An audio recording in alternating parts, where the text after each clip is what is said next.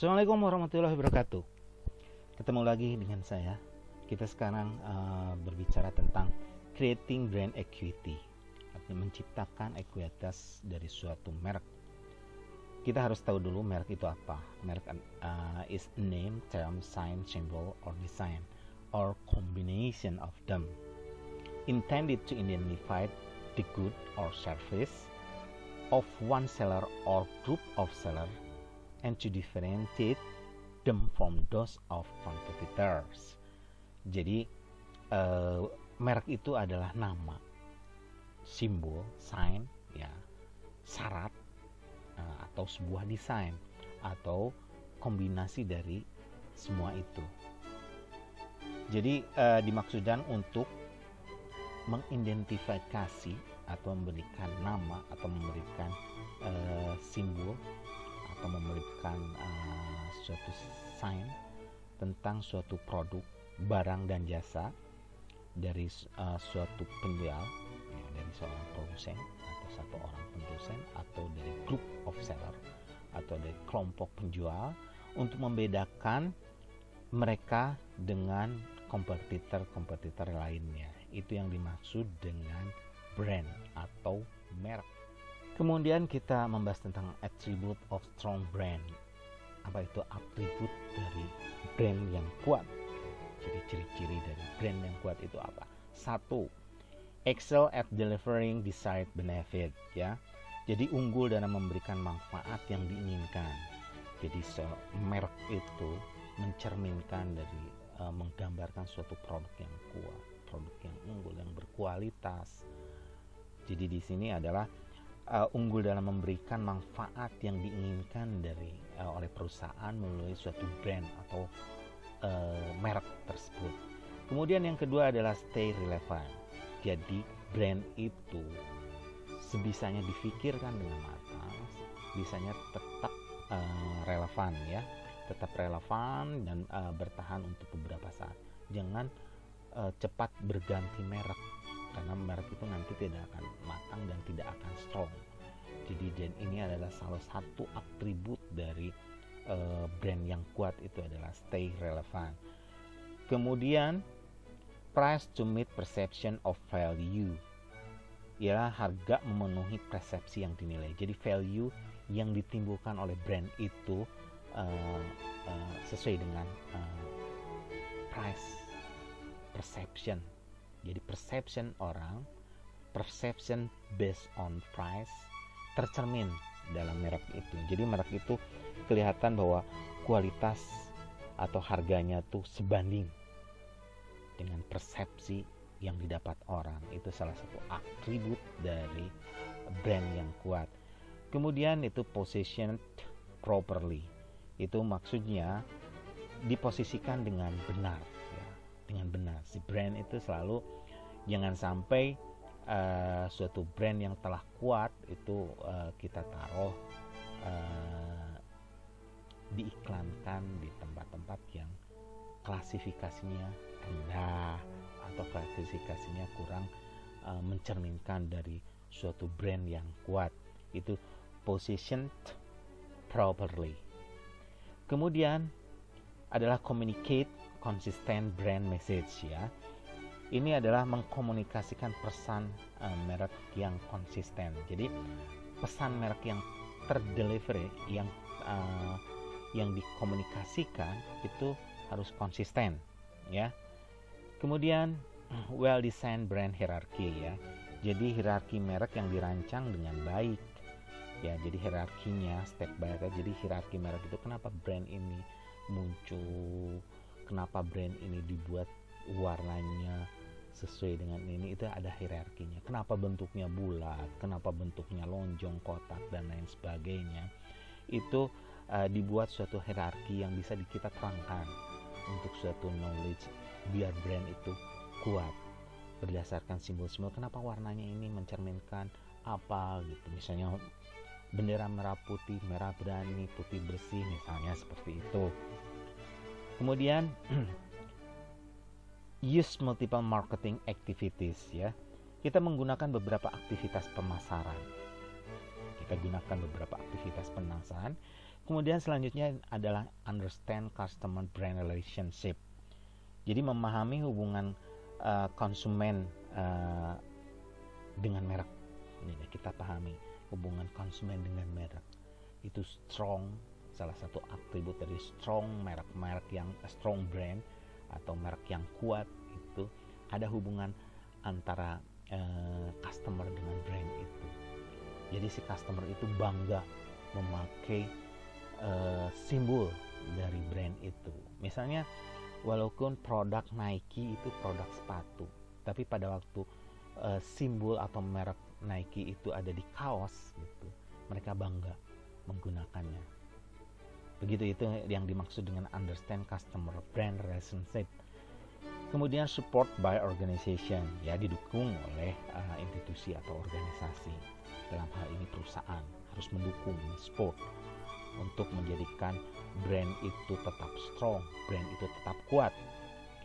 Kemudian monitor source of brand equity. Kemudian kita memantau sumber aktivitas dari merek, ya, ekuitas merek. Oke.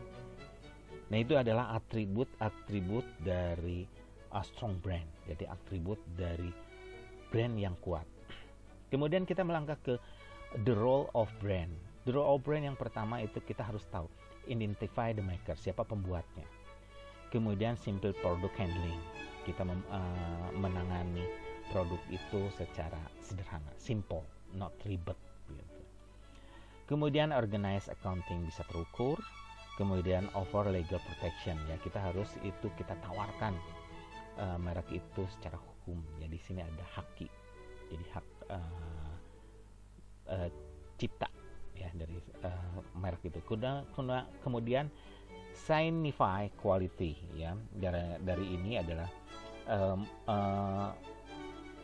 memadukan kualitas, artinya menandakan, ya signify, menandakan, bukan memadukan, salah, menandakan, sign, jadi kata-kata sign, quality, ya menandakan bahwa kualitas, jadi menandakan kualitas produk.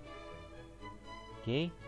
Kemudian create barrier to entry, jadi kita menciptakan suatu batasan untuk masuk, jadi produk yang sama masuk untuk menyerupai atau meniru brand yang ada, itu kita bikin barrier, penghalang, bagaimana keorisinilan dari suatu brand itu terjaga.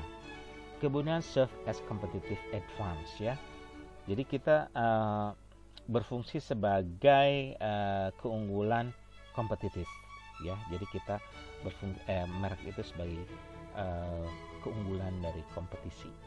Kemudian nah, secure premium size, jadi kalau brand itu telah matang, role brandnya itu kita price-nya itu aman, walaupun ada gempuran kita tetap dengan harga yang tetap premium misalnya gitu. Oke, itu adalah the role of brand, ya jadi syarat-syarat dari sebuah brand itu biar brand itu tetap menjadikan brand yang unggul, brand yang matang, dan brand yang kuat. Selanjutnya branding. Oke, ini adalah branding itu endowing product and service with the power of a brand, ya memberikan produk dan layanan dengan kekuatan merek. Jadi memberikan produk dan pelayanan dengan kekuatan dari merek. Di sini ada contoh-contohnya, ada FedEx. Siapa yang nggak tahu FedEx, bahwa itu adalah jasa kurir, jasa hantar yang begitu handal. Amazon, Honda, Coca-Cola, IKEA, LG. Di sini ada Facebook, Shell, dan lain sebagainya. Starbucks, dimana yang semua orang tahu bahwa pelayanan dan kopinya yang memang enak dan nikmat. Misalnya itu cukup melihat lambang Starbucks di sana, oke. Itu jaminan mutu, misalnya seperti itu. Branding endowing product and services with the power of brand, ya memberikan produk dan layanan dengan kekuatan merek, gitu artinya. Kemudian brand equity. Apa itu brand equity? Jadi brand equity itu adalah the differential effect that brand knowledge has on consumer response to the brand, to the marketing of that brand, ya. Kita ulangi. The differential effect that brand knowledge has on consumer respond to the marketing of that brand. Itu artinya brand equity itu adalah efek pembeda yang memberikan pengetahuan kepada konsumen untuk dapat merespon dan memberitahukan tentang merek terhadap konsumen. Jadi konsumen itu ini adalah efek pembeda. Jadi brand equity itu salah satu efek pembeda yang memberikan pengetahuan terhadap konsumen untuk direspon.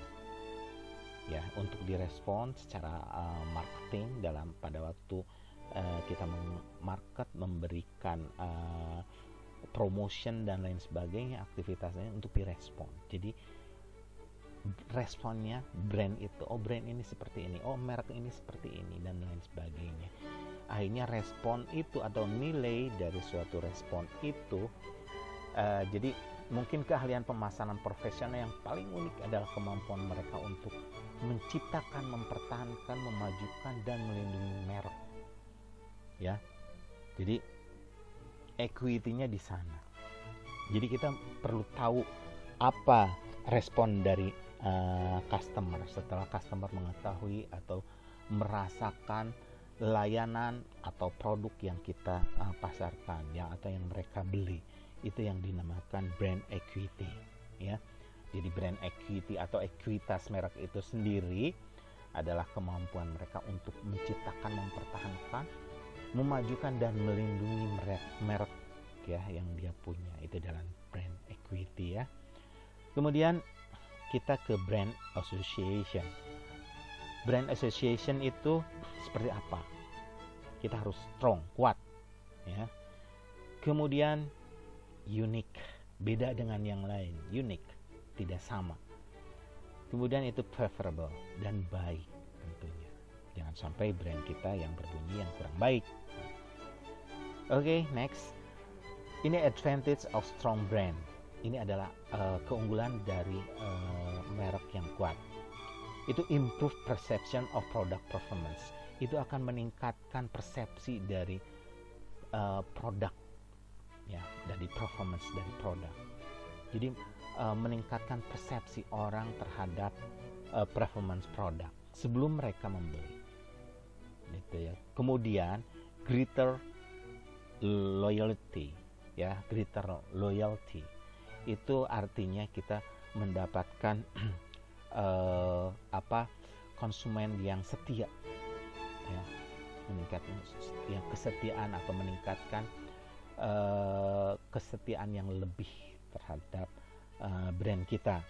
Kemudian less vulnerable to competition, ya. Jadi vulnerable sendiri itu rentan, artinya jadi kita sedikit mengurangi kerentanan terhadap kompetisi, ya. Kalau kita brandnya udah kuat, misalnya taruh celana Levi's itu diciptakan brandnya sejak puluhan tahun yang lalu, ya. Jadi mereka walaupun muncul produk-produk celana jeans yang baru-baru, tapi mereka tetap tidak rentan terhadap competition. Mereka tetap percaya bahwa Levi's itu produk jeans yang bagus dan kualitas yang nomor 1 di dunia, misalnya seperti itu. Oke. Kemudian less vulnerable to crisis. Jadi kita mengurangi kerentanan terhadap krisis, ya. Oke. Selanjutnya adalah larger margin. Tentunya meningkatkan keuntungan, ya, memperluas keuntungan. Inelastic consumer respond to price increase. Jadi customer itu respon konsumen andai kata harganya naik itu tidak banyak protes lah, ya. Oke saja.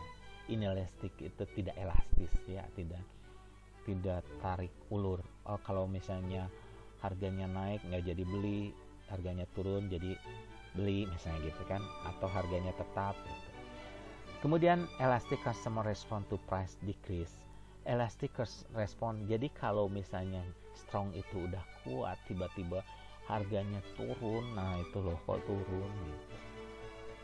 jadi seakan-akan sudah tidak laku lagi, jadi elastik. Jadi mereka tuh kalau caranya, kalau suatu brand yang kuat itu untuk menurunkan harga, bukan diturunkan, tapi harga tetap didiskon.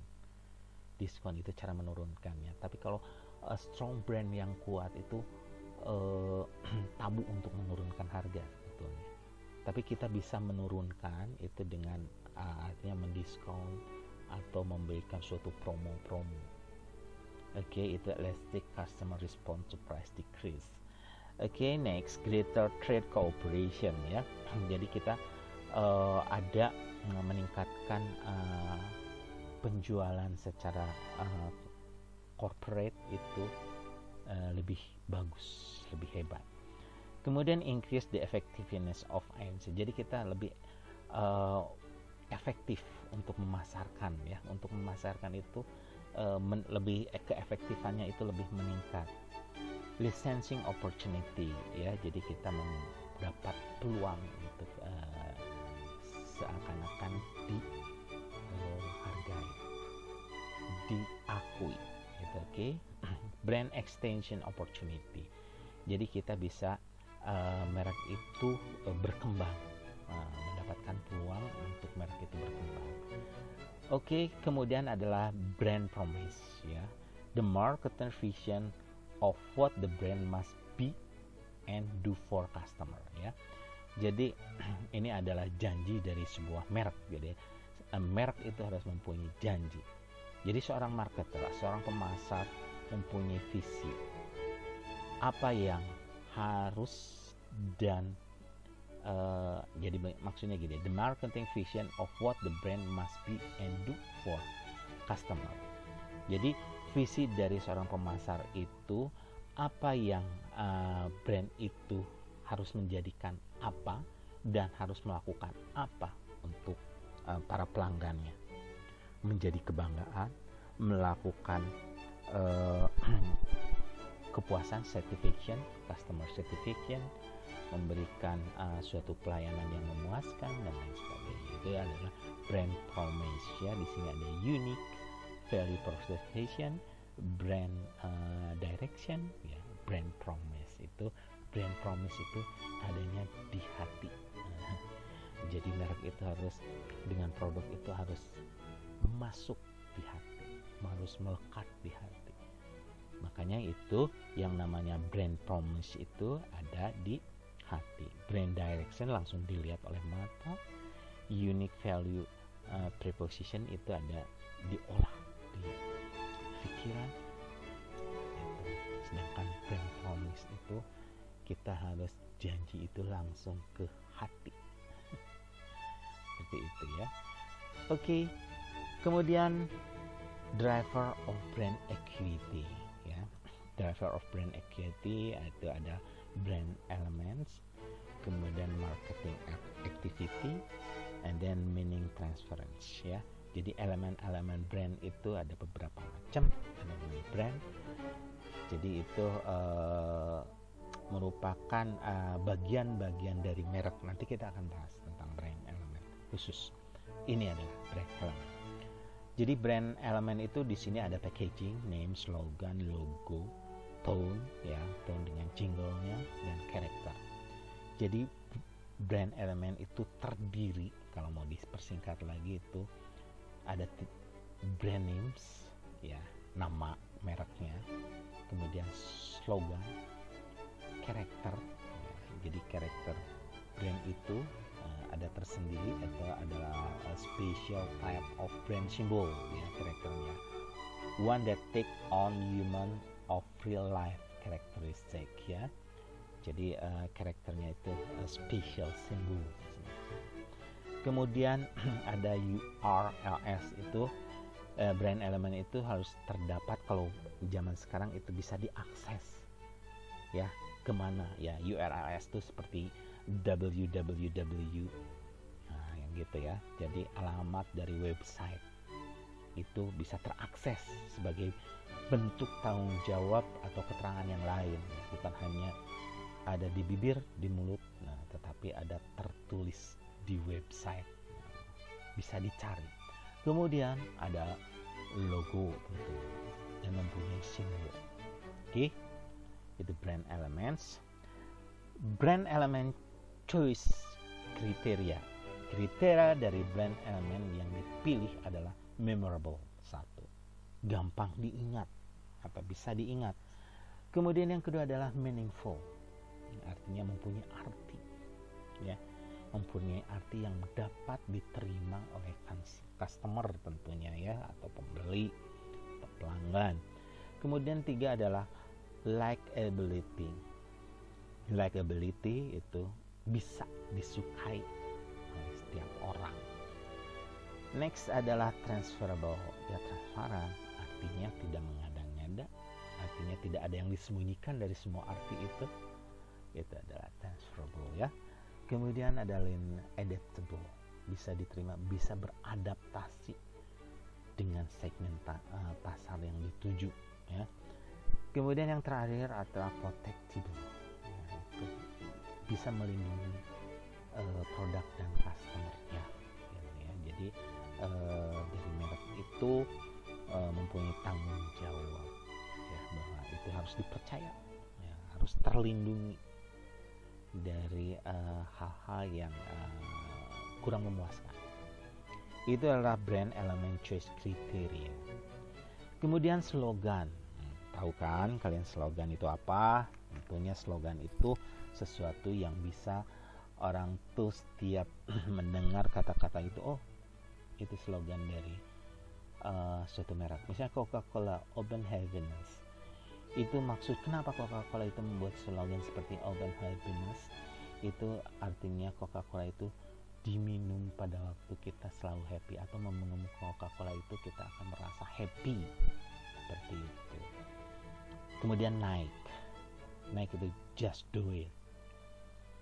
Jadi kalau memakai sepatu Nike itu kita easy going, kita tidak ragu untuk melangkah, maksudnya mungkin seperti itu.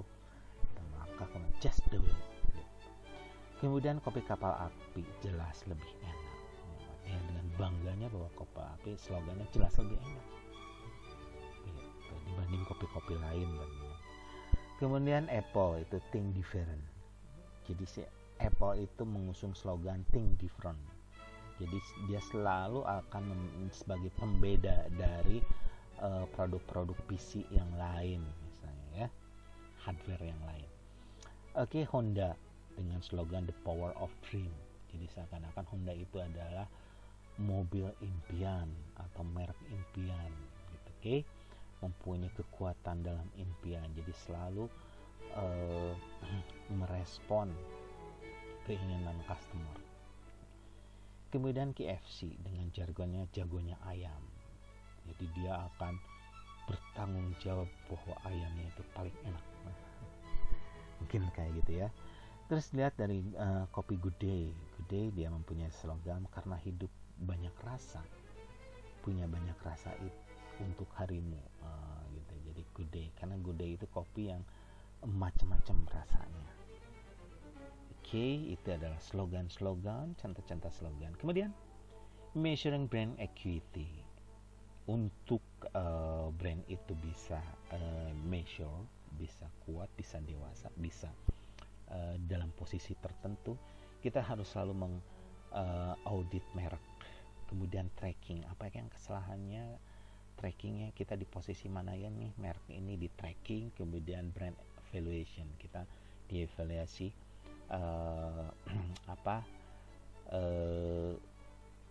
nilai dari brand itu sendiri. Jadi itu adalah mention brand equity.